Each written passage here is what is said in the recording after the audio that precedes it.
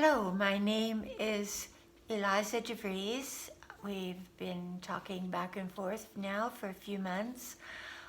This video is made on St. Patrick's Day, and basically at this time, personally, within our families, within our cities, our country, and globally, we are facing a profound change.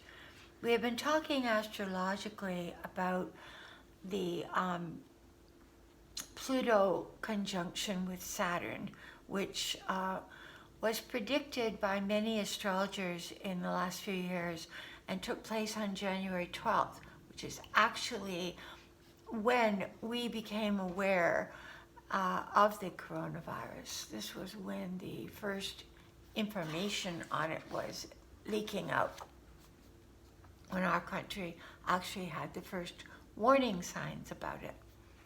So we have been, I'm just going to plug this in. We used to have a little issue going on here. 1 second.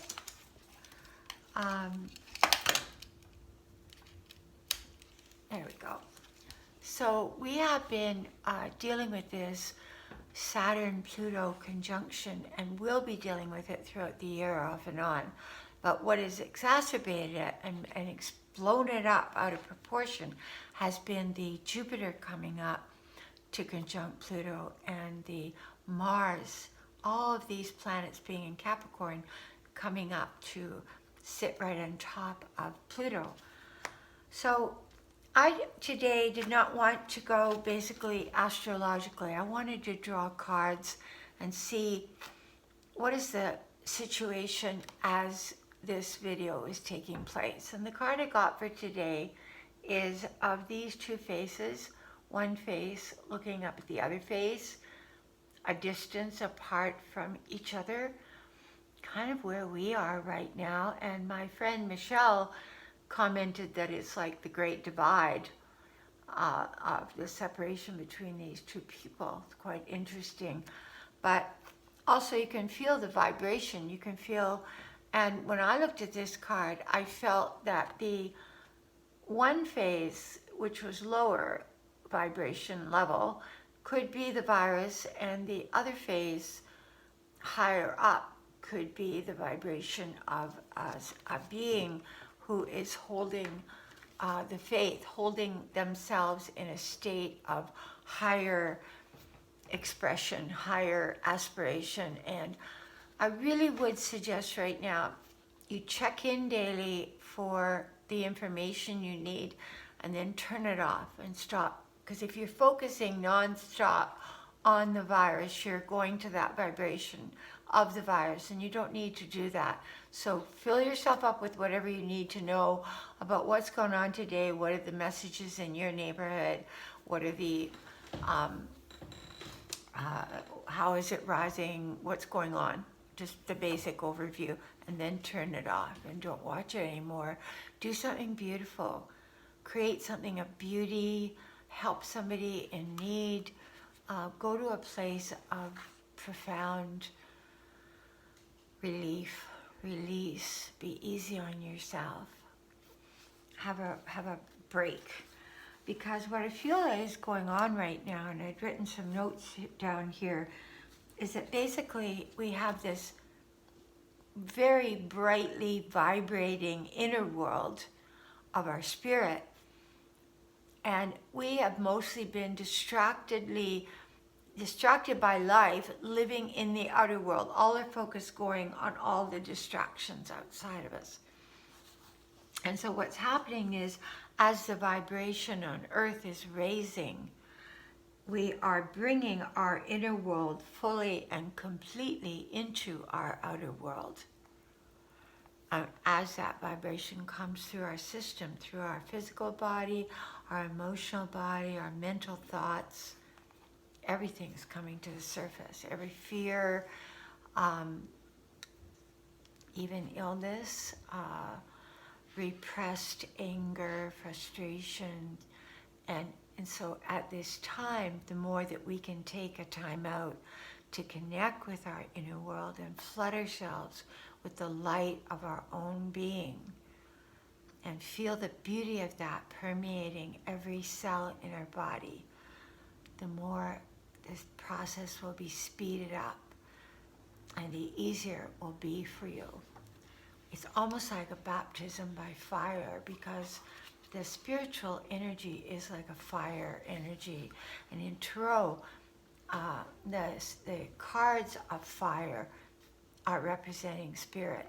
So we're literally going through this burning away of all the garbage in our thoughts, emotions, and physical body, and setting things right again. And the other thing I wrote down is that we've kind of fallen in love with empty substitutes for what one would call spiritual passion. We've just substituted, we've distracted, we've looked outside. It's not that we aren't here to enjoy the deliciousness of the physical world or of the emotional connection with each other, but we have become so outside of ourselves that this is like being jolted back into the real, true reality of our Holy Spirit. And we might be yearning, in other words, we're seeking, all of us at some core level, we want to be truly united with our divine destiny. But how can we know what is that divine destiny if we aren't quenching the lust to be continually in the physical world and not accessing the deep inner wisdom and capacity for love and compassion that is within us, that is our true being. So I drew this card to start, and I would like to ask right now on Earth what it is that we as humans need to do to get through this incredibly difficult period. What do we need to do at this time to get through? It's almost like we're walking through the valley of the shadow of death. And obviously in that Psalm 121 it says, "And I will fear no evil." So one of the things that we are learning right now is how to keep our focus and to allow the true essence of our being to shine through us and to help others. That's enough, Bingo. You come down, sweetie. Come to Mommy. No barkies. So, as this escalates, as it gets stronger and stronger, we might become more and more inclined to go into a survival zone, and to some of the lesser qualities of our personality may start to exhibit themselves, such as overprotectiveness, hoarding, selfishness, looking out for number one, that kind of whole attitude of me first. And really what the way through this is to help each other, to be cognizant of the homeless right now, to assist people that you know that are struggling, to drop off donations or food, or do the shopping for the elderly, or someone in your family that you know that is elderly. In other words, to let our higher attributes emerge and to subdue the egotistical, fearful, reactive tendencies that are going to arise as this gets more malignant. What is it that we can do?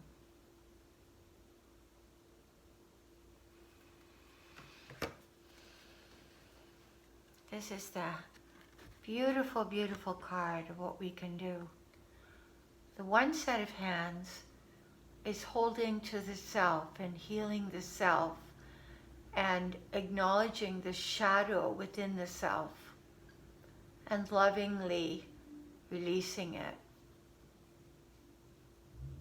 The other hands are of service to the world.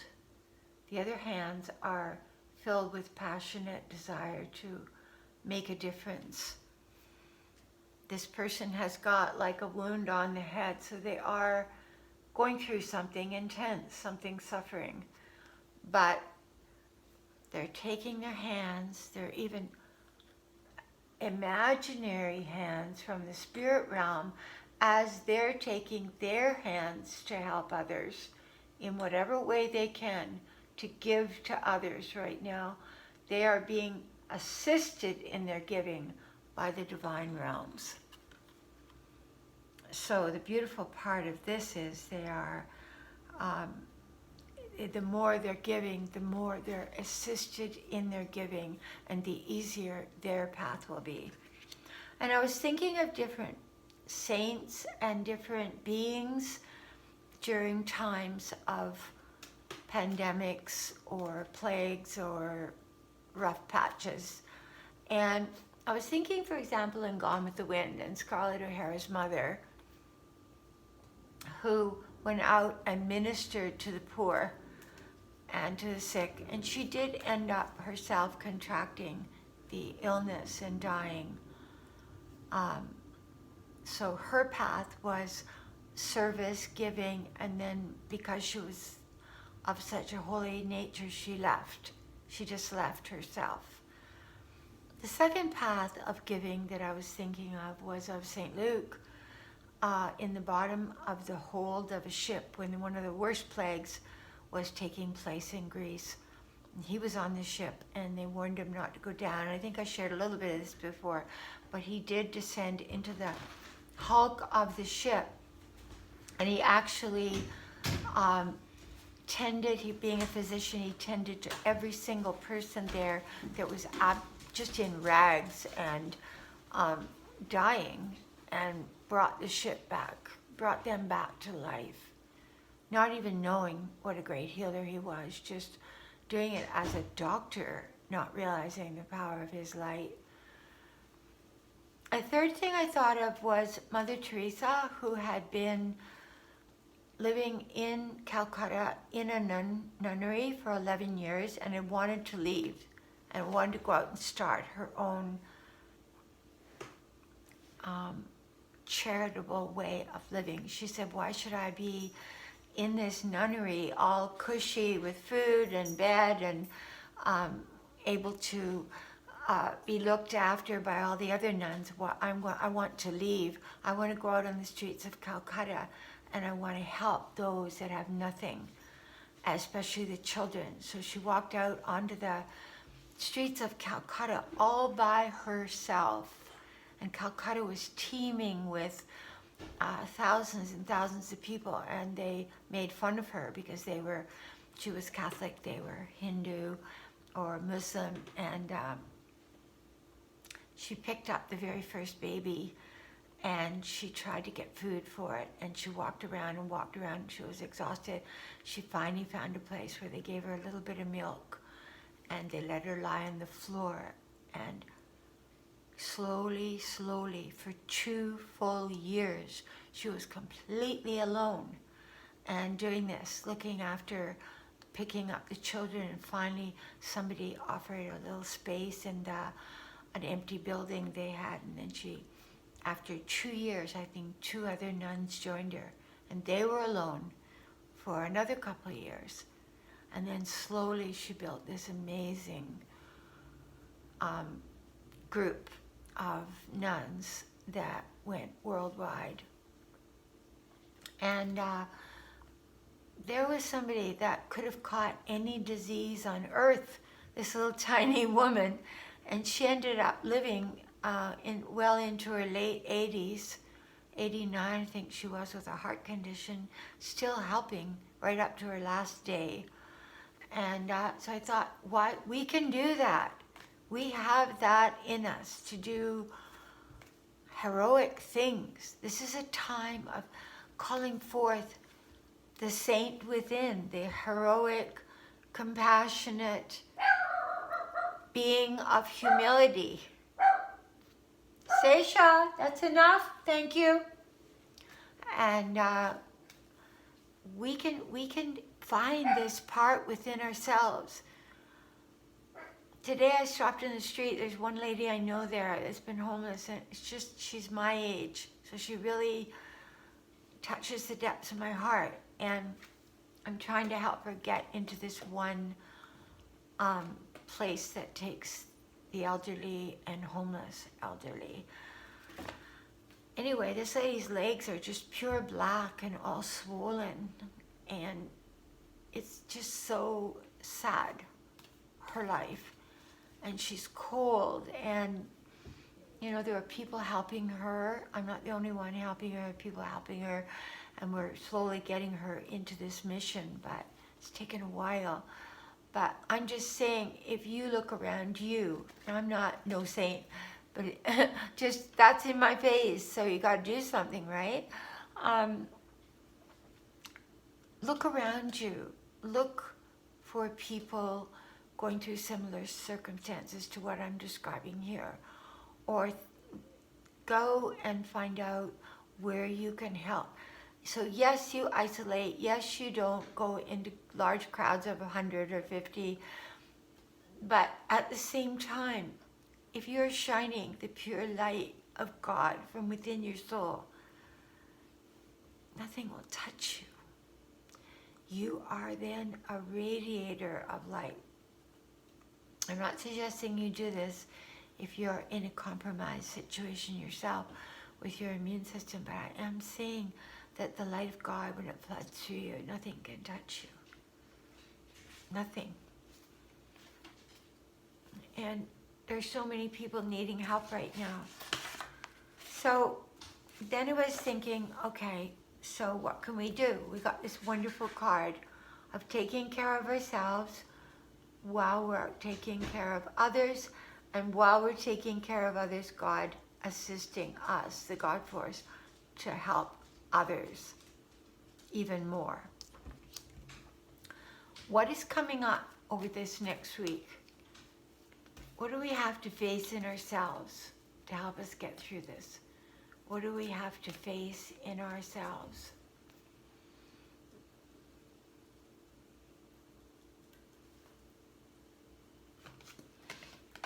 The card I got, it's not so much facing it as acknowledging it within ourselves. That we have divinity within us. That we all have, male or female, the compassionate heart. This is the card of the Holy Mother. So I feel right now, I've been really, I wasn't brought up Catholic. And as a child, because I didn't have really a close connection with my mother, I was much more connected to Christ than I was to Blessed Mother Mary. And it was only after I lost my child that I realized what Mother Mary had gone through to lose her son like that. And I just fell in love with her. And I feel she resides within all of us, because I feel the male and female resides within us, and when they're fully integrated, you be good. When they're fully integrated within us, they create the wholeness of our soul, which has been male and female over and over. But I do feel, especially at this time, that Blessed Mother Mary is really, really present around the earth right now. And I remember after Gigi passed, I had a piece of music that I had heard. Someone had said to me, if you play the highest vibrational music, it will lift you and lift you and lift you to a place where you will be in a divine state, and you will receive messages. Not just me, but this works for all of us, to immerse ourselves in divine vibration. So I put on the last 13 minutes of the opera Parsifal, And this is when Parsifal sees the Holy Grail. He has a vision of the Holy Grail. He's been seeking the Holy Grail through the whole opera and the whole story of Parsifal, right? He's been seeking the Holy Grail. Well, I played this music and played it for about an hour, and I went into a complete visionary state, and Blessed Mother Mary came to me. And she stood with such benevolence to help heal me from the loss of my child, and lifted me to such a high vibration for about, I don't know how long it was. And she said, my darling, the Holy Grail is your soul, is the spiritual essence of your being. And what Parsifal was seeking is what we're all seeking, the Holy Grail of our own being, which is the vibration of divinity, in which we rest in a state of pure love, blissful love, divine mercy, and divine wisdom. So if we were to go to the core essence of what is this about, what is this doing? Because if you realize, if you think about it, absolutely everybody at their core essence has this Holy Grail of their own being. And we're being pushed back from the diversions of society. We're facing mortality. We're feeling the frailty of our elders, of which I am one.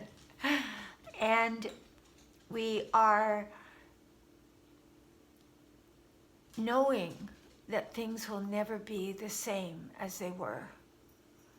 And we're seeking the Holy Grail of our own being. This is it. And that vision from that moment on. And when I talk of Blessed Mother Mary, I talk of the mother of all races, all religions, all colors, all societies.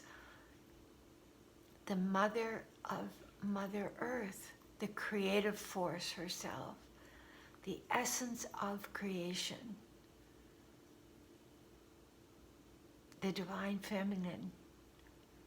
This is what is being reborn, the resurrection of the divine feminine. She's being called and called and called at this time. This is what will heal us, is our reverence for the divine feminine, for the divine essence of compassion,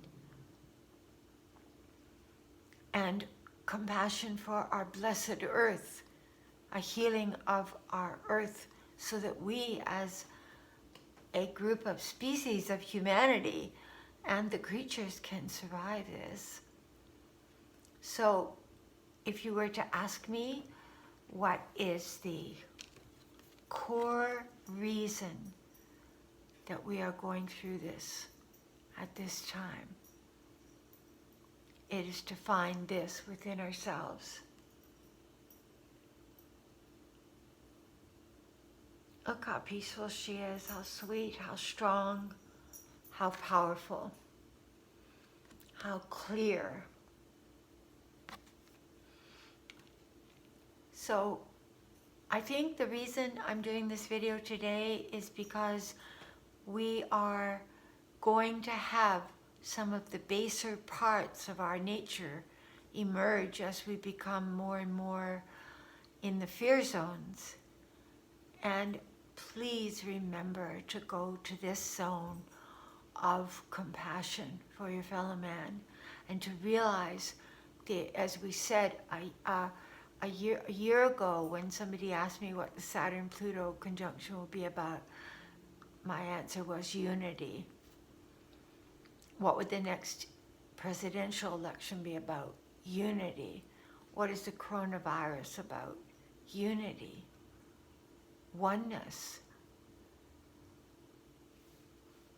We're all within the vibration of it. But remember, if you keep your focus on the divine aspects of your own being and seek the divine aspects in others and let your heart break open with compassion for your fellow man right now, you will feel so much released from the fear zones of this. I thank you for tuning into this video. I feel all of you, every one of you that contacts me, connects with me, or I just sit and think about you. Today, one of my closest friends is having an operation for cancer, and I'm sending all the leprechauns and St. Patrick's Day blessings around her as she is now at this time in the operating room. Thank you, my dear friends. I love you all. God be with you. May Blessed Mother Mary hold you in her arms and give you utter solace, comfort, and a feeling that you're safe in your mama's arms. Bye.